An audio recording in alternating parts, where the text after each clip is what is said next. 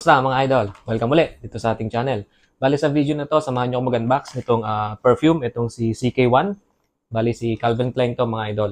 So itong nakuha natin is nasa 200 ml and then yung price nito bali nabili lang natin ng around 2,000. So 2,050 to be exact. And itong pabango na to mga idol, itong si CK1 bali na-release to noong 1994. So kung mga ganong taon kayo bumili, so napakamahal pa niyan mga idol. Naalala ko nga nung high school ako and college, bali yun yung ginagamit natin, itong si CK1. And then yung 100 ml lang nito, bali nabili na natin ng mahigit 3,000.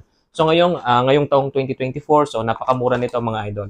So kagaya ng sinabi ko, 200 ml and then nakuha lang natin nasa halagang 2,050 pesos. So ito yung box niya, Calvin Klein, ito 200 ml. Tapos siguro tingnan natin yung presentation ng kanyang box. So yan.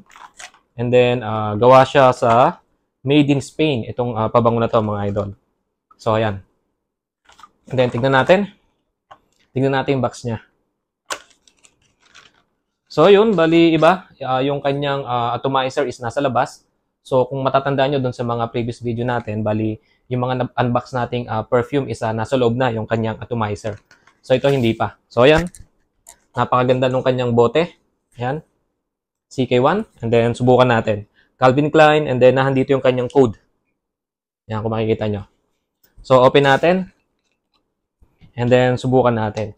So, bali sa aking observations about nga dito sa perfume na to, bali tumatagal yung kanyang amoy ng mga 1 to 2 hours. So, okay na. Kasi nga, itong pabango na to mga idol is more on, ginagamit siya tuwing summer. So, it means, yung kanyang, wala tong oud or agar wood, medyo mababa. Kaya nga, more on citrus to mga idol. Citrus and orange. So, ngayon, subukan natin. So, ang ganda ng atomizer niya kasi nga tayo yung magkakabit. Okay, ayan o. Ang ganda. Bango. And then, subukan natin.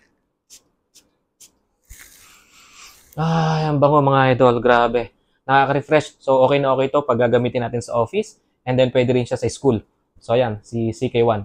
And then, konting information nga lang pala mga idol. Bali itong si CK1, bali kagaya ng sinabi ko, na-release siya noong 1994. And kung di nyo matatanong, bali ito yung kauna-unahang perfume na naglabas ng unisex. Kaya nga yung pangalan nila is CK1. Kumbaga, number 1 silang mga idol na kauna-unahan nga na naglabas ng perfume na pwedeng gamitin ng pambabae at panlalaki.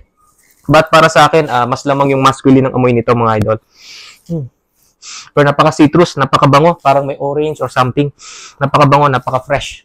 Kaya ito, CK1, pandagdag sa ating collection.